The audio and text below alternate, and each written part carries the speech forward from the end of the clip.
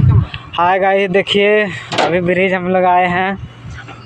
Bridge का नज़ारा देखिए, इधर का नज़ारा, उधर का नज़ारा। बहुत लंबा ब्रिज है, हावड़ा से भी बड़ा है। इसका खाई कम से कम 200 मीटर है। अभी तो शुरू हुआ, उधर मतलब पता नहीं ट्रेन आ जाएगा क्या, सिर्फ डर डर के मतलब जा ट्रेन आएगा क्या, आने लगा। तो और दिखाता है इसका कितना खाई है। अभी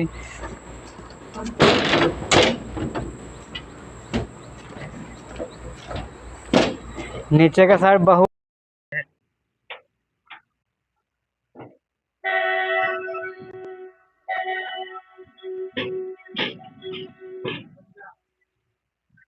ट्रेन भी आ रहा है और हॉर्न भी दे रहा है।